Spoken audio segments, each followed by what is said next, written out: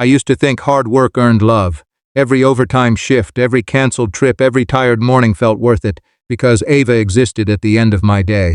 In college, I watched boys chase her like sunlight. She chose me. When she married me, I believed I had beaten life itself. 5 years later, I stood in our dining room, holding reheated pasta while the clock read 12:07. The front door opened. I checked my phone again. No message. No apology. No excuse. Ava stepped in, heels in one hand, wine on her breath, phone glowing in the other. "You're awake?" she asked. I was waiting. "For what?" "For my wife." She tossed her keys onto the table. "Joseph, don't start. I called 3 times. I was busy. It's midnight. It's 12. I stared at her. "Where were you?" She walked past me, opened the cabinet and took out a glass. "Out." "With who?" She poured herself wine and smiled at the dark window. "Friends." "What friends?" "The kind you never meet because you work too much." "I work for us." "No," she said. "You work because that's all you know." I felt the old pressure in my chest, the one that came whenever she twisted blame into my hands. "I made dinner. I'm not hungry." "You said we'd talk tonight." I changed my mind. "You always change your mind," I said. "You could have texted." She answered, "You are not my father. I'm the man waiting at home." "Then stop waiting," I asked. "Do vows mean anything to you?" "They meant something on the day we said them. And now they are words framed by photos." She turned then, eyes sharp and bored at the same time. "Joseph, stop acting important." The room went quiet.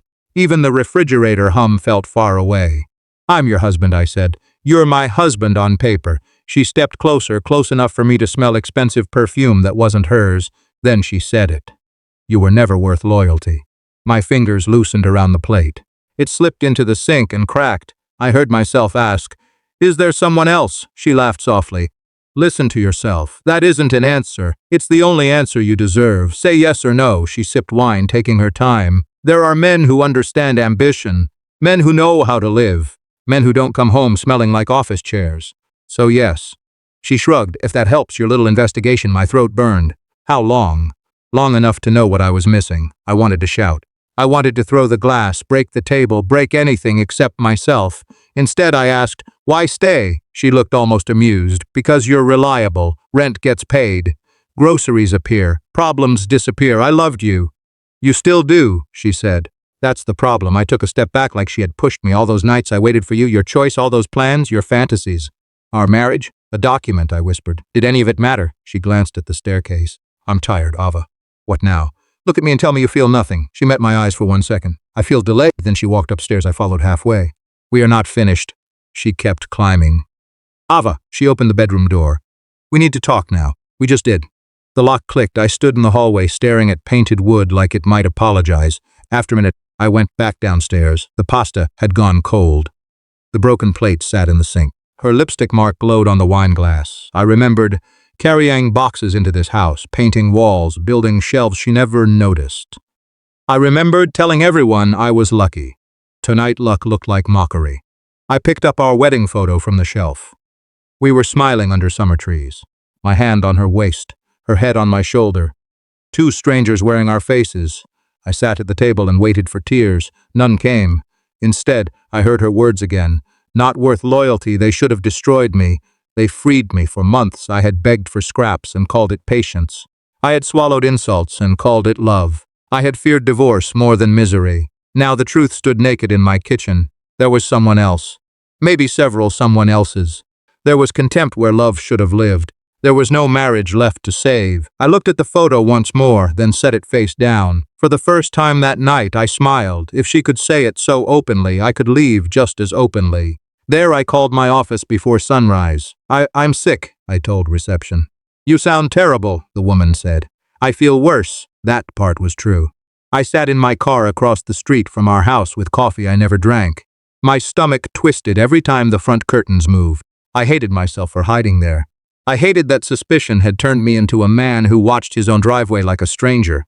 At 8:14, Ava came out wearing a cream coat and dark glasses. She never dressed like that for grocery runs. I started the engine and followed her through morning traffic. Every red light felt like judgment. Every turn made me ask what I was doing. Then I remembered her voice from last night. "You were never worth loyalty. Truth mattered more than pride now." She parked downtown beside the Grand Meridian Hotel. My hands tightened on the wheel. A black sedan stopped near the entrance. A man stepped out first. Tall, Tailored suit, silver watch, easy smile, built from money and practice. I knew men like him from client meetings. Men who believed rooms belonged to them. He opened his arms. Ava walked straight into them. He kissed her like he owned her. She kissed him back like rehearsal had made them perfect. I forgot to breathe. The man laughed and brushed her hair behind her ear. She touched his tie and said something that made him grin wider, I whispered. Say his name. My phone camera shook as I zoomed in, then I heard a valet say it. Morning, Mr. Reed, Maxwell Reed. I took 3 photos, then 5 more, then one of them entering the hotel together. My door handle rattled under my grip. Part of me wanted to march across the street and drag my marriage out into daylight, but rage would only entertain them. It would turn me into the crazy husband and them into victims of love, so I drove away. My hands shook the whole trip home. Twice I missed turns on roads I had used for years, as I sat in the driveway for 20 minutes before going inside. The house smelled the same. That offended me. I cleaned the kitchen because silence was louder than dishes. I stared at the wedding photo, then put it in a drawer. I checked the pictures again and again as if pixels might become lies. At 7:32 that night, the front door opened. Ava walked in carrying shopping bags from stores too expensive for us. You cook? She asked. No. She kicked off her shoes. Then why are you in the kitchen? I live here. You're useless when you're emotional. I said nothing. My voice felt dangerous. She set the bags down. What now? I unlocked my phone and placed it on the counter between us. She looked down. The screen showed her kissing Maxwell outside the hotel. Her face changed for half a second, then she rolled her eyes. So now you spy. I followed my wife. You violated my privacy. You violated our marriage. Dramatic. Who is he? She opened a bag and removed a blouse like we were discussing whether. Someone successful. Name. You already know it. Then say it. Maxwell. How long? She shrugged. Long enough. How long, Ava? Months. The room tilted. Why? Because he listens. I listened. You waited. That's different. I built this life with you. You paid bills. Don't rewrite history. I stared at her. Did you ever plan to tell me? Eventually. When? When leaving benefited me. I laughed once. It sounded broken. Do I mean anything to you? She met my eyes coldly. Someone who doesn't need my pity means more right now. That sentence cut deeper than the affair. I stepped back because if I stayed close, I might beg or break. She picked up her bags. Move, she said. I moved. At the stairs, she paused. Try not to be pathetic tonight. Then she went upstairs. I stood there until I heard the bedroom door shut. I walked to the guest room and opened the closet. Extra blankets, old luggage, dust. Somehow it felt more honest than our bed. I lay awake staring at the ceiling until dawn painted the wall gray. At 6:03, I called Henry Cole, my oldest friend from university and the only lawyer I trusted. He answered sleepy. Joseph? I woke you. Yes. Are you bleeding? Not physically. Silence, then he asked. What happened? My wife is having an affair. Another silence, sharper this time. You need a lawyer? I looked toward the locked master bedroom. No, I said. I need freedom. Henry's office sat above a bakery that smelled warmer than my life. I climbed the stairs carrying printed photos in a folder that felt heavier than paper. He opened the door before I knocked twice. You look terrible, he said. Good morning to you too. Come in. I sat across from him while he loosened his tie and spread the photos across his desk. He studied each one without speaking. Maxwell's hand on Ava's waist. Ava smiling up at him, the hotel entrance behind them like a witness. Henry stacked the photos neatly. She'll fight dirty, he said. How do you know? Because proud people always do. She cheated. Why would she fight? Because losing control hurts more than losing love. I rubbed my eyes. There wasn't much love left. That won't matter. He opened a legal pad. Children. Any children? No. House in both names? Yes. Joint accounts? Yes. Retirement? Mine is larger. Debts? Car loan. Credit cards. Her cards are. I almost laughed. There is one now. He kept writing. Any proof beyond these photos? Messages? Not yet. Good. Get records. Save everything. Change passwords today. I feel sick doing this. You should feel sick staying blind. I stared at the desk. How did I miss it? You trusted someone who wanted trust more than truth. My phone buzzed. M. Henry nodded. Take it, I answered. Hey, you sound strange, my sister said immediately. I'm tired. You sound hollow, Joseph. What happened? I looked at Henry. He looked away politely. Ava is cheating on me. Silence filled the line, then M whispered. I knew something was wrong. My grip tightened. You knew? Not the affair. Something. What something? She stopped visiting Mom. She was busy. No. She stopped because Mom asked why she talked to you like an employee. I said nothing, Em continued softly. At your birthday dinner, she snapped her fingers for water. I remember, you laughed it off. I didn't want drama. She treated you like staff. That hurt because it was true. Why didn't you tell me? Because every time I criticized her, you defended her. I swallowed hard. I thought marriage meant protecting each other, I said. It does, Em replied. But you were the only one doing it. I closed my eyes. Come stay with me. Not yet. Then call me tonight. I will. After I hung up, Henry slid a tissue box toward me. I'm not crying, I know. You're bleeding internally. That's dramatic. I'm a lawyer. We monetize drama. Despite myself, I smiled once. He leaned forward. Listen carefully. Document everything. Be calm. Pride wants noise. Use silence. Nodded. At work that afternoon, spreadsheets blurred together. Around 3, Harry dropped into the chair beside me holding 2 coffees. You look like tax season punched you, he said. Not today. He studied my face and set 1 cup down. What happened? Ava. His joke smile vanished. She's cheating. He exhaled slowly. With hotel guy? I turned toward him. What hotel guy? Harry cursed under his breath. Brother, he said. Half the office saw Ava with that guy months ago. I stared at him. Why didn't anyone? He lowered. His eyes. You loved her too much. We thought you knew. Knew that she was different. Say it. That she embarrassed you.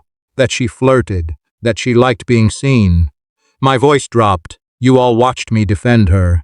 We watched because you looked happy when you lied. Anger flashed through me. You should have told me. You're right. Then why didn't you? Because people hate stepping into marriages. And because we were cowards. I looked around the office. Cubicles. Printers. Normal life continuing while mine cracked open. Harry pushed the coffee closer. Hit me if it helps. It won't. I'm sorry. I believed him. That made it worse. That night I sat alone in the guest room with the lamp off. My phone held proof, my lawyer held strategy, my sister held compassion, my co-worker held guilt, and I held a new truth. Betrayal was not one knife. It was many small cuts from every person who saw me bleeding and chose silence instead. And I lay back and stared into the dark. Tomorrow, I would stop being the last man to know. I chose the same restaurant where I had proposed because I wanted the truth to sit beside our memories.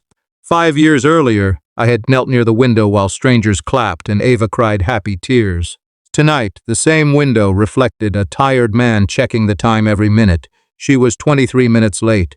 When Ava finally arrived, she didn't apologize. She slid into the chair, dropped her purse beside her, and looked around for the waiter. What now? She asked. I ordered water. I asked, what now? I want to talk. You always want to talk when something is ending. I studied her face. Same beauty. Same sharp eyes. But warmth had become strategy. I want to understand when you changed. She laughed once and leaned back. I didn't change. I grew up. We built a life together. No, Joseph. She tapped the table. You built a cage and called it love. A cage? Yes. Routine. Predictability. Dinner at 7. Bills paid on time. Safe vacations. Safe opinions. Safe dreams. That sounds like stability. That sounds like boredom. I felt anger rise. Then slow. Part of me knew I had mistakes too. I had worshipped her. I had confused peace with passivity. I had accepted disrespect because losing her scared me more than losing myself. I gave you everything I had. That was the problem, she said. You had nothing left for yourself. The waiter approached carefully. Ready to order? Afa smiled at him warmly, a softness I had not seen in months. Salmon, she said. And another glass of wine. I said, just coffee. When he left, I asked, did you ever plan to stop seeing him? Depends. On what? On whether my options improved. The honesty almost impressed me. So I was an option. You were security. I was your husband. Those can be different things. I looked at the candle between us. Did you ever love me? For the first time that night, she looked away. At one point, yes. That should have comforted me. It didn't. When did it end? I don't know. You know. She sighed. Maybe when you became grateful for crumbs. I nodded slowly. That's fair, I said. She frowned. What is? You telling the truth? I always tell the truth when cornered. That explains a lot. The waiter brought our drinks. I thanked him. Ava checked her phone. Is Maxwell texting? I asked. She smiled without shame. Jealousy's unattractive. Funny. So is betrayal. She set the phone down harder than needed. What do you want from me tonight? Tears? Guilt? Closure? I wanted understanding. And now? I reached into my bag and placed an envelope on the table. She glanced at it, then at me. What is this? Open it. She slid the papers out. Her expression changed line by line. Divorce petition. She blinked in surprise. You're serious? I finally am. You filed already? I spoke to Henry. That snake. He's efficient. She pushed the papers back as if they were dirty. This is emotional. You'll calm down. I'm calmer than I've been in years. You can't survive alone. I survived with you. Alone will be easier. Her jaw tightened. You'll regret this. Maybe. No one else will want you. The old Joseph would have bled from that sentence. Tonight it only sounded tired. I took the pen Henry had given me and signed my side calmly. Maybe, I said, but at least they won't hate me. She stared at my signature like it had insulted her. You think this makes you strong? No. It makes me late. Late for what? Leaving when I should have left sooner. Her voice sharpened. You are nothing without me. I'm about to test that theory. You're punishing me because another man chose me first. I almost laughed. No, Ava. I'm releasing myself because you stopped choosing me years ago. She leaned forward. If you walk out, don't come back. That line only works when someone wants to stay. I stood and placed cash under my coffee cup. You didn't even eat, she said. I lost my appetite months ago. Joseph, I paused. What? For a moment, something softer flickered in her eyes. Fear maybe, regret maybe, or simply shock that I had moved first. She said nothing. I nodded once and turned toward the door. Behind me, chairs scraped. I glanced back. Her hands were shaking. It was small, barely visible, but it was the first crack in her confidence. Outside, cold air hit my face. Cars moved. People laughed. The city continued without caring that my marriage had ended over candlelight and signatures. I should have felt destroyed. Instead, I felt space opening inside me where pain had lived too long. My phone buzzed. Henry, how did it go? I typed back. She finally met me. Then I walked into the night, carrying nothing but my coat and the strange relief of being unwanted no more. I expected pain after filing for divorce. I did not expect paperwork to become combat. 3 days after dinner, Henry called me before breakfast. Check your banking app, he said. I did. The joint savings account was nearly empty. She transferred it, I said. I know. How? She was a legal owner. That was house money. It is now evidence. I sat down slowly. How calm are you all the time? I bill by the hour. Panic is expensive. By noon, 2 mutual friends texted me. Did you really scream at Ava? I heard you shoved her. I stared at the messages until my jaw hurt. I called Henry again. She's telling people I'm abusive. She wants control, he said. Not marriage. I never touched her. I know. Truth matters in court. Rumors matter in hallways. What do I do? Keep records. Stay boring. Let liars become creative. That afternoon, I came home to find framed photos missing from shelves. Her clothes remained. Mine had been moved into boxes near the guest room. A note sat on top. This house feels safer now. I laughed so hard it almost sounded like crying at 7. An unknown number called. I answered carefully. Hello? Joseph? It's Aini. Ava's best friend. I almost hung up. To meet. No, please. No things you need to know. I'm done collecting pain. This isn't pain, she said quietly. It's context. I met her at a small cafe near the river where nobody from our circle went. Aini arrived without makeup, wearing a hoodie and guilt. You look different, I said. I feel different. You helped her lie. Yes, then speak quickly. She nodded and wrapped both hands around her cup. She used Maxwell to feel powerful, Aini said. But he's using her too. I said nothing. She liked walking into rooms with him. She liked that people noticed. And him, he liked that married women prove influence. I felt disgust crawl through me. Why tell me now? Because I'm tired of helping her destroy herself. You could have been tired months ago. You're right. She slid her phone across the table. Read, screenshots. Filled the screen, Maxwell. She's clingier than expected, Maxwell. Fun, though temporary, Maxwell. Her husband still pays the mortgage. Perfect, Maxwell. I'll drop her when she gets dramatic. I kept scrolling. Ava had sent hearts, selfies, promises. He replied with jokes and delays. He called her temporary 3 different times. I handed the phone back. I should feel happy, I said. You don't? I feel tired. Aini's eyes watered. I'm sorry. Joseph. Sorry doesn't restore dignity. I know. Why stay friends with her? She made confidence look like strength. Some of us confuse those things. I stood. Thank you for the truth. That's all? It's more than I got from my wife. When I reached home, Ava was waiting in the living room, pacing. Her face was red. You met Aini. Yes. You turned my friends against me.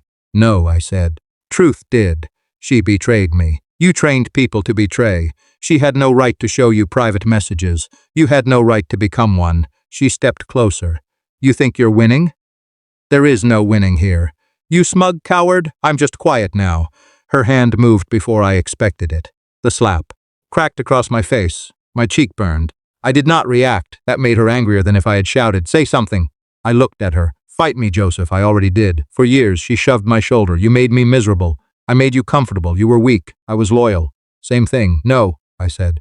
You only say that because strength never had to protect you. She pointed toward the door. Get out! It's my house too. Then act like a man. I picked up my overnight bag from the hallway. I am. I walked toward the guest room. She followed, yelling, Look at me when I'm talking. I have. That was the problem. You'll die alone. Better than dying slowly. I entered the guest room and closed the door. She pounded once, then twice. Joseph! I locked it. Her screams carried through the hallway, sharp and desperate. For years, I thought loud people held power. That night, behind one cheap wooden door, I learned stitched silence could be stronger. I sat on the bed, touched my stinging cheek, and opened my phone muffus from Henry. Any updates? I typed, she hit me.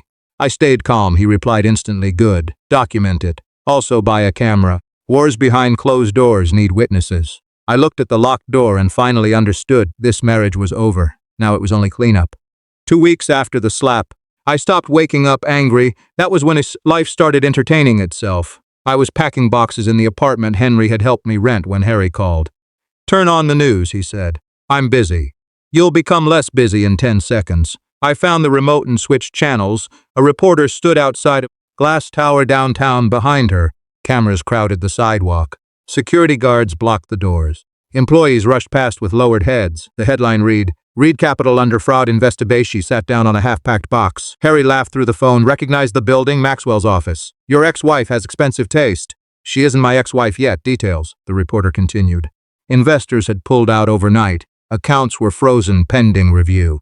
Regulators were examining false statements and manipulated numbers. Fake success, sold loudly. I thanked Harry and ended the call. 5 minutes later, Henry called. You saw? Yes. Gets better. I doubt that. Tom Grayson is in my office. Who? Former employee. Whistleblower. Angry enough to become useful.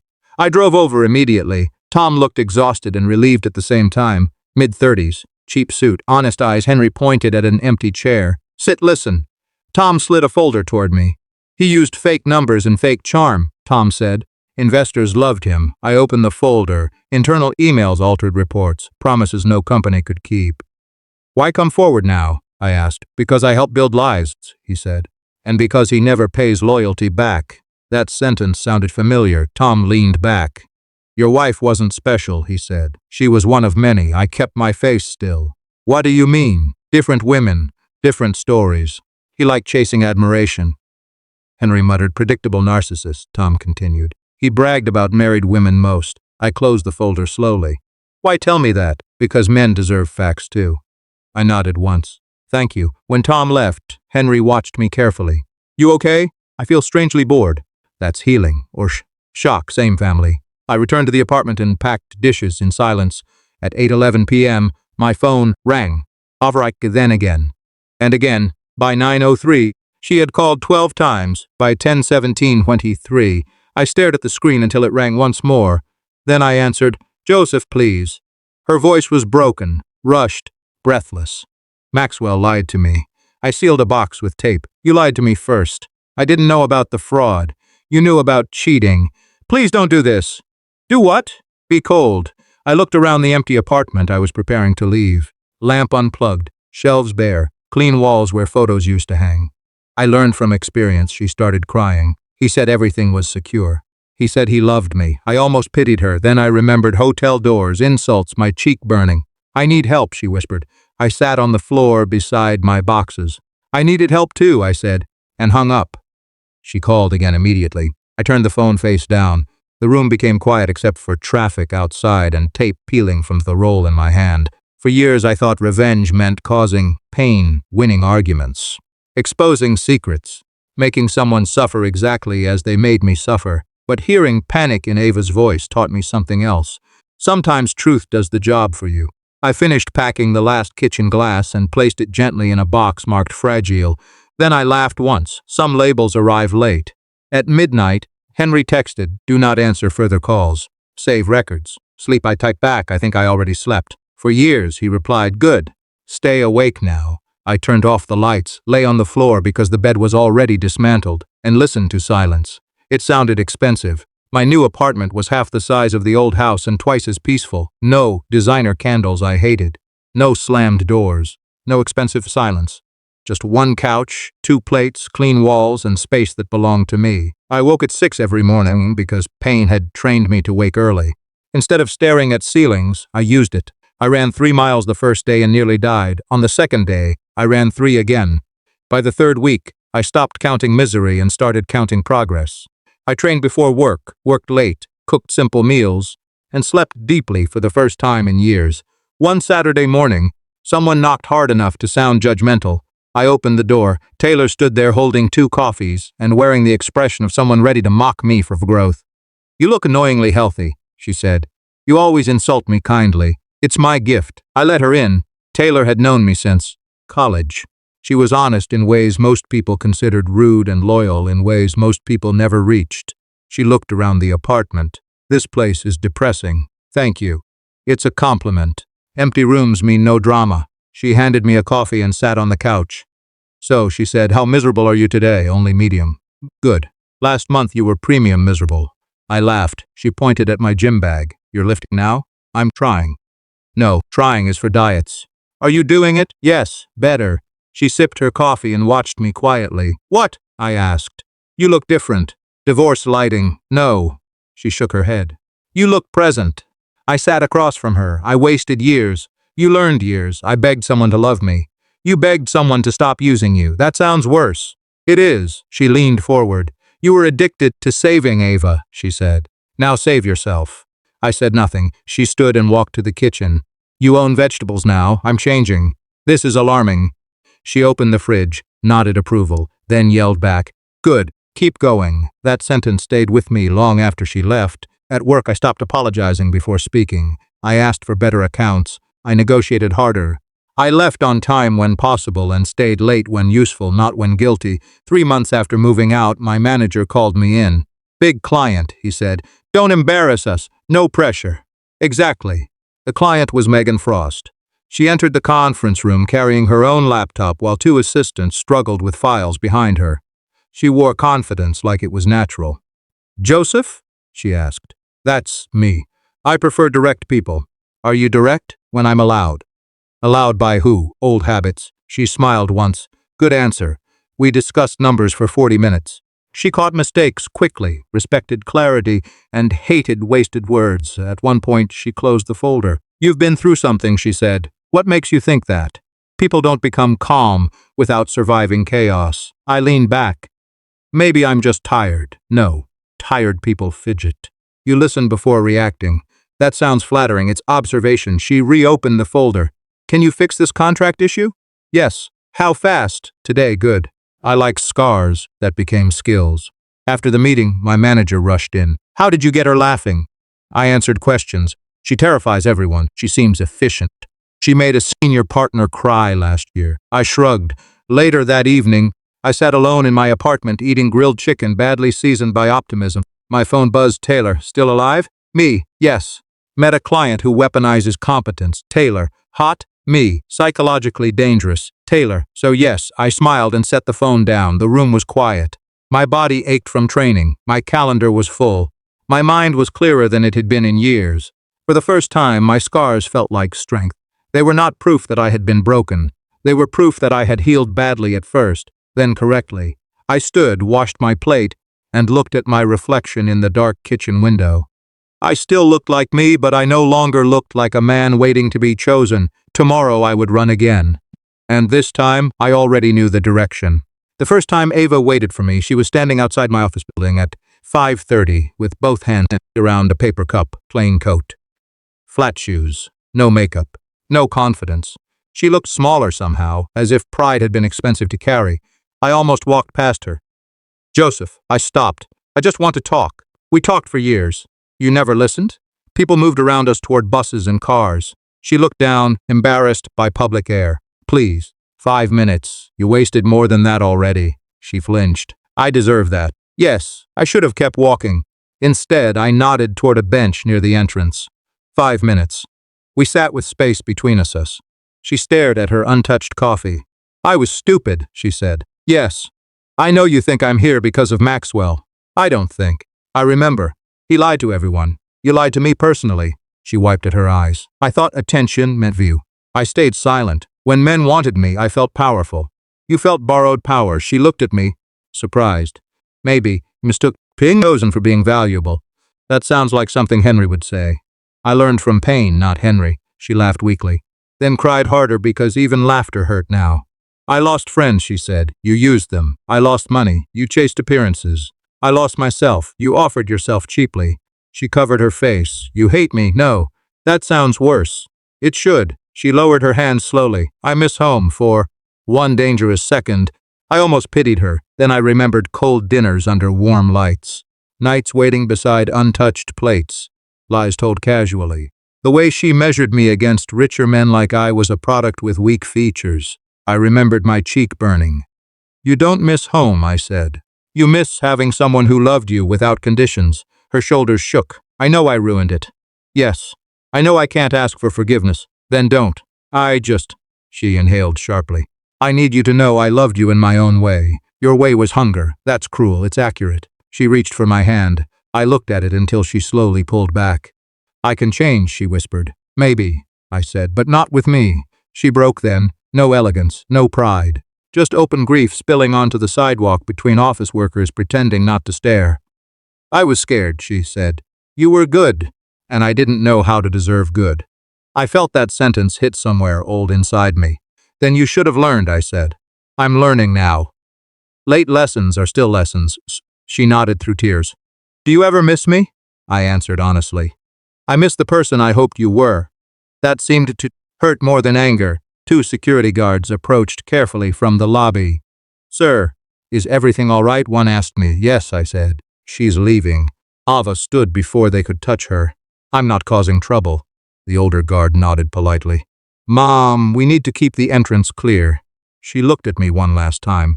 If things had gone differently, they didn't. I know. She stepped back, then forward again. Joseph, what? I'm sorry for making love feel like punishment. My throat tightened unexpectedly. Take care of yourself, Ava. The guards gently guided her toward the curb when she hesitated.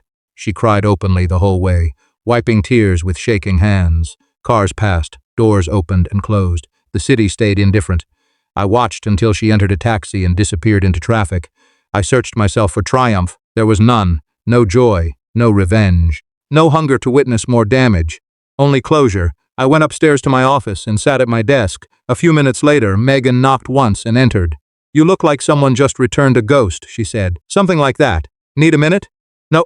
Good. She placed a folder down. Then help me fix this disaster.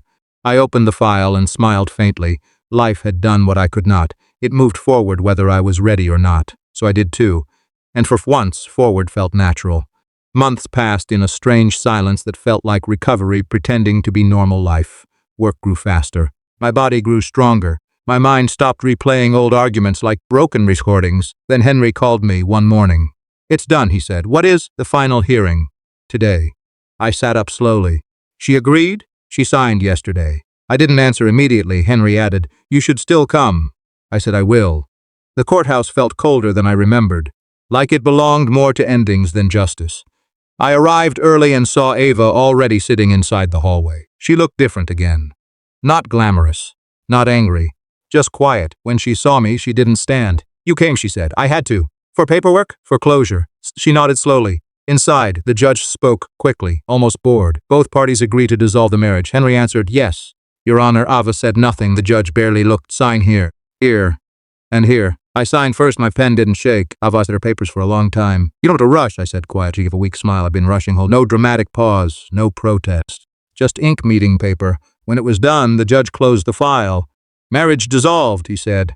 You are both free. Free, that word didn't feel like celebration. It felt like silence after a storm. Outside, the court light hit the steps harder than I expected. Ava stopped me before I reached the bottom. Joseph. I turned. Were you ever happy with me? I didn't answer immediately. Memories came fast. Some good, many heavy, most confused. Yes, I said honestly.